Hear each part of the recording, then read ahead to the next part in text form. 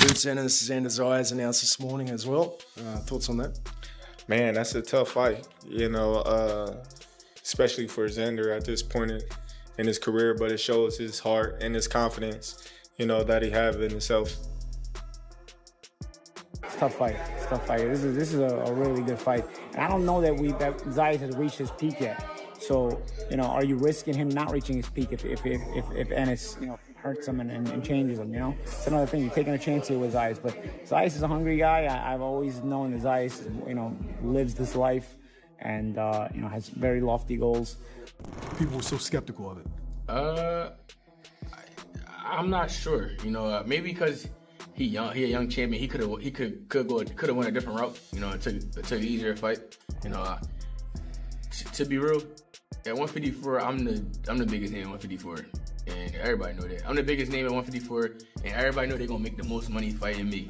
Straight like that. Crawford mentioned that Jaron Ennis versus Xander Zayas is a hard match, but he considers Xander a talented fighter with strong abilities overall. But also cautioned that the bout arrives too early, rendering the fight premature even with strong aspirations present. He's ready to go make history for his country, and he's gonna do real well in that fight.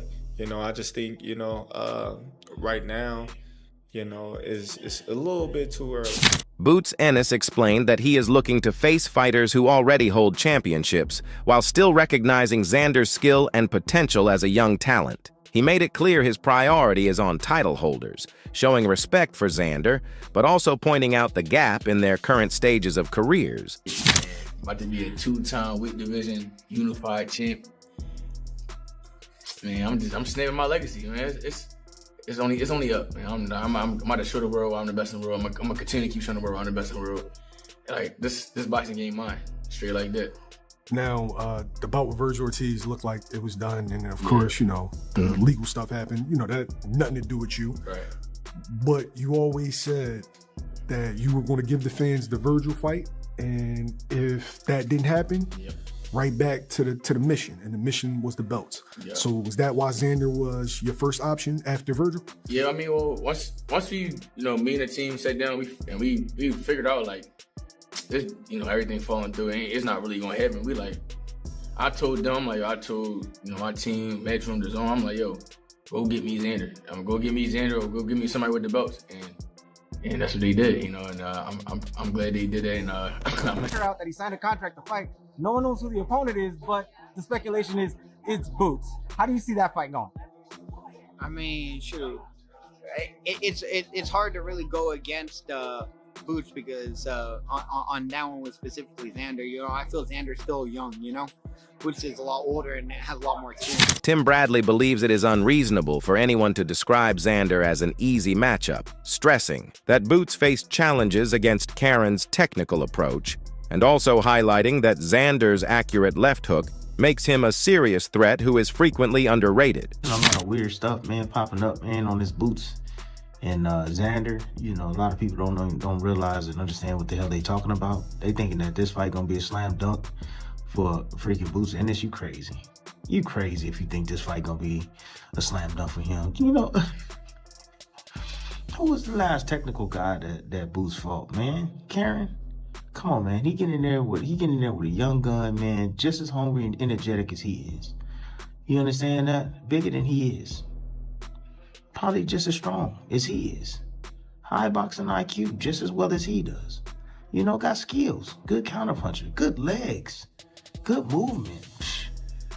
Can throws in bunches, got a left hook. Which is the punch that Boots get hit with more. Terence Crawford stated that the person who continues to push forward will ultimately come out on top, stressing the importance of staying persistent and mentally strong, and reminding boxers that steady effort and determination are key traits needed to succeed in the sport's most difficult fights. Working every day from start to finish and listening and studying and doing everything that he have to do is going to be the one that rise every single time. Additionally, Crawford encourages young Xander to deal with his fears during sparring sessions, pushing him to embrace tough situations directly so he can develop confidence and be fully prepared for the bout through bold and focused training. Start sparring, work on things that you don't like to do. You know, get comfortable doing things that you don't like to do and try things. You know, everybody come and spar and they do the same thing over and over and over, and then they wonder why they don't get better. That's right. You know, or they fight the same way. That works on this level, but when you get to the elite level, you're gonna have to pull everything. Xander Zayas boldly claims he is the best, and because of that, he wants to compete against the best. Fighters showing his confidence, ambition, and strong desire to measure himself against top-level boxing opponents. Thank you for being here. Man, this everybody, like you said, is busting. I feel like this is the biggest fight of 2026 thus far. And it was important for me because for me to say that I'm the best, I gotta face the best. And Jaron Ennis is one of the best names in the division, you know, alongside other fighters and myself. So come June 27th, I will claim why I'm the best 154-pounder in the world. And like you said, everyone is buzzing, everyone's talking about it. Jaron Ennis himself, he's giving you immense credit, and rightfully so, for taking this fight. When you had the leverage to call the shots and choose any route you preferred, at the age of 23, what does it speak to you? What does it speak for you as the fighter you are? Man, I feel like a lot of people will love or love to be. Xander Zayas adds that his goal is to create history, highlighting his aim to reach greatness, carry pride in his journey, and build a lasting legacy by taking on major challenges and securing memorable wins. Biggest thing is the biggest test, and I'm gonna write history one more time. That's what it's all about. That's what you're in the sport of boxing for. It's easy to just get complacent and just fight all names or all guys that were champion 3-4 years ago, or just fight an easy fight that you know you could win and get easy money. But when everything is on the line, when a lot of people is doubting you, that's when the stakes are high. That's when you got to perform, and that's where I perform at my best. And it appears this fight was made without a hitch. Fairly simple behind the scenes, which was a far different case than what Ennis experienced negotiating with Virgil. Why do you think that was the case, and what do you make of this? Like you said, it was an easy negotiation. I feel like we both wanted to fight. There are no buts. There's no what ifs. We both want to fight. Winky Wright stated that a matchup between Xander Zayas and Jaron Ennis would be an exciting contest, pointing out that the division appears very competitive. He also emphasized that true greatness comes when the top fighters consistently face each other. Looks like Xander and Boots are going to fight. What are your thoughts on that fight? It's gonna be a good fight, man. The division looking good right now, you know, and I just want to see all the fighters fight each other, man. The best need to fight the best. That's what's gonna bring the fans to boxing, and you know, you can only be great by beating somebody great. You know what I'm saying? You can have a bunch of wins with no great win. You're just a good fighter, but you want to be great, you need to beat another great fighter. So they got the opportunity, and I hope they do it. What are your thoughts on, if you know about it, the Virgil situation? Virgil Ortiz, him and Golden Boy have kind of like a lawsuit going on against one another. Well, Virgil put the lawsuit out for Golden Boy. Now he's sitting on the sideline waiting for arbitration. Do you think it was right of Xander to step in and say, you know what, I'll take on Boots since you're going to be sidelined for a bit? I had nothing. I don't know about it. You know, tell you the truth. You just telling me new, but it's good that he stepped in and we can get a fight going. Coach Bredman noted that Xander Zayas is still early in his career, yet the fact that he already holds 2 championships confirms his credibility, and he believes this should not be overlooked when analyzing a potential fight with Jaron Ennis. I rated them both slightly above Xander, but Xander has 2 belts, so you can't go wrong with 2 belts because Ortiz and Boots don't have belts at 54. I think that Boots and Virgil Ortiz styles clash better. That would have been like a barn burner, a war, like high contact war. I think that Xander is going to try to box and take some of the violence out of the fight. So I think it's a different kind of fight. You know what I mean? To be honest, I think it's a different fight. Chris Mannis explains that Xander Zayas has been the main force behind making this fight happen, repeatedly telling his promoter and manager he wants Jaron Ennis. Zayas deserves most credit for pushing the matchup forward. His motivation is ambition and opportunity. Like education opening doors, he views this fight as career advancement. He already has belts, but bigger names bring bigger paydays and financial rewards he is aiming for. That deserves the most credit for this fight being at the stage that it's at. So the question I have is why? Why do you think that Zayas is pushing so hard to get this fight over the finish line? Well, I'm gonna put it in terms that you can understand because you know. Is there really a need to just go backhanded? No. This is actually a compliment. Is there really a need? This is actually a compliment. Why did you want to Why did you want to attend one of the best colleges in the world? Good education. Great education, Yes. correct? All right. So, can education feed your family? You want a great job afterwards. Correct. So, what puts you in the position for a great job to make great money? Experience. A great education, Well, Ennis. I mean, they're sort of the same thing, right? Experience. No. Experience is costs way more blood than education. Experience, I'd argue, not to get too deep in the weeds. Experience is way more important for job search than education. Nowadays, but you know, was back 20, then, too. 20 years ago when you were wearing glasses. At just 23, Zayas has already earned 7-figure purses, but is targeting multi-million-dollar fights. With Saudi investment, Zuffa influence, and Dazn deals changing boxing finances, he aims for bigger rewards. Beyond titles, he is chasing legacy, recognition, and security, believing this fight could bring both history and greater spotlight. Xander Zayas already got those belts. Now he wants to get paid. To answer your question, he wants money. He realizes that those belts against, I don't even know these guys' names, Abbas Baru and Perez, these guys aren't champions. They're not names. They're not going to get you the paydays that you want. I mean, I would think that he's making mid-6 figures as a champion. Yeah, he probably topped $1 million for the last fight. I will be surprised. You need to He look topped $1 into million that. in the last fight.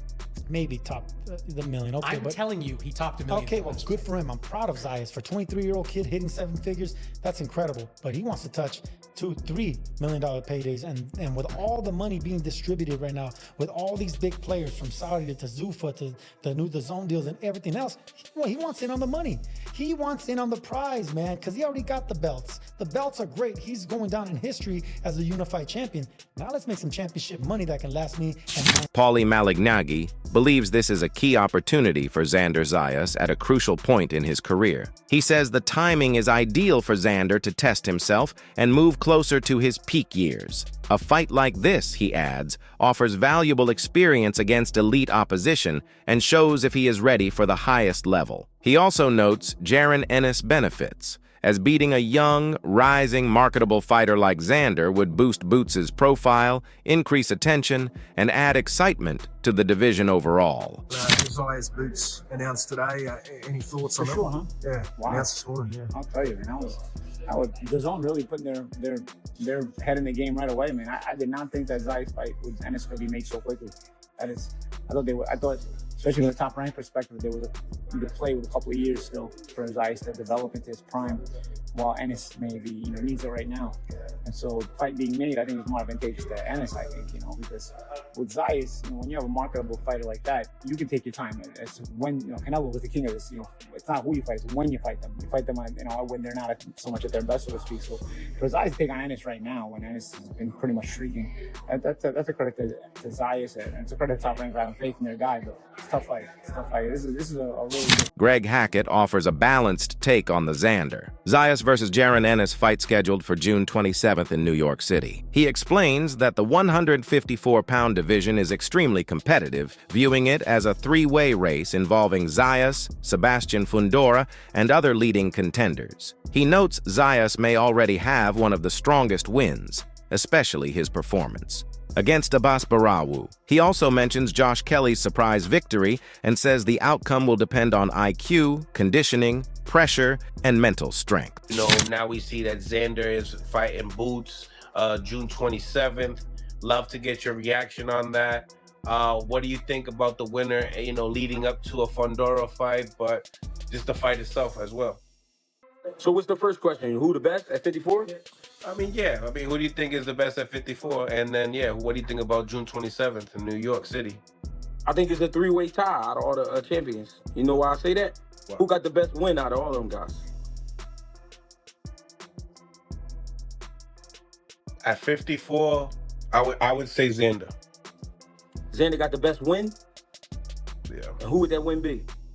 I think Abbas beating Tellus was big, and Yeah, and then him beating Abbas. I think that was... He explains that Boots Ennis enters the fight highly motivated, aiming for respect and titles at 154. Xander Zayas, already a champion, must now prove how far he can go against elite opposition. Hackett says Xander's tough fights have built mental strength, but this challenge is different as Boots brings hunger, size, and skill. The bout could reveal a lot about both fighters and whether Xander is ready for the top level. You know, obviously, him being 23, you wanting this fight, Boots, you know, only has one fight really at 54, fighting Lema. So, I mean, this is a big guy, can box. What do you see in the fight?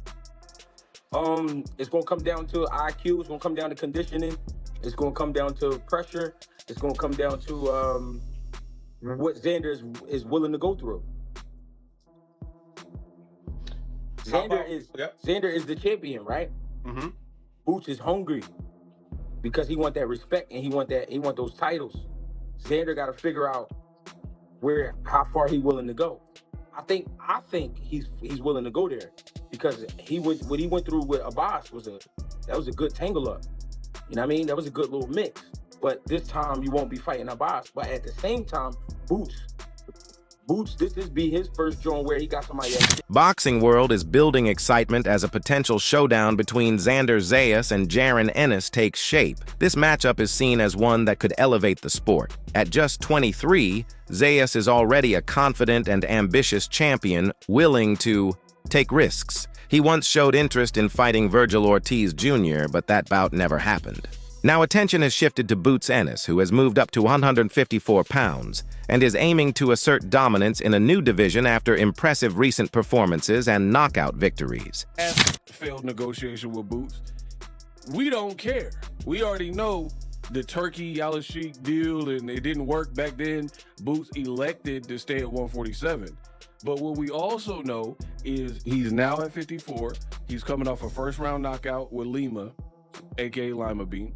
You had like a second-round knockout with Lubin, and then he hopped up in that ring. Hop up out the bed, right? He hopped up in that ring and said, I'm going to make you pay. I'm going to punish you. I'm going to punish you for what your dad say, for what Rick, your manager, say, what Oscar say, me and you, right? And it could have been that.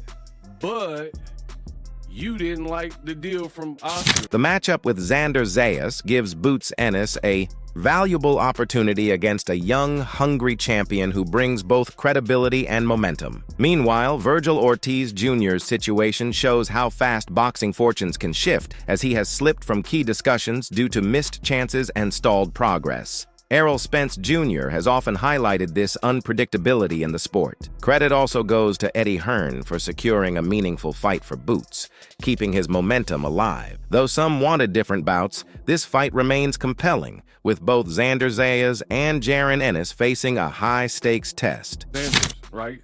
He was down to fight, and he was pushing for the fight. And Vergil Ortiz tried to front him off, like, you're young, your time will come, blah, blah, blah. But like Errol Spence Jr. said, hey, man, stop that cat. Tables turn. Look how the tables turn in the sport of boxing. My, oh my, how them tables turn in the sport of boxing. And it's remarkable where 1 minute, so-and-so is on top, so-and-so feels like they're the big shot, and they can dominate the conversation or say whatever, and things are rolling smoothly for them. The next minute, you like Vergil Ortiz. So I'm going to keep saying the same thing, and nobody's going to stop me. That's the full breakdown of this massive showdown and what it means for both fighters moving forward. Now it's your turn. Do you think Xander Zayas has what it takes? Or will Jaron Ennis prove too strong at 154? Drop your thoughts in the comments below and join the conversation.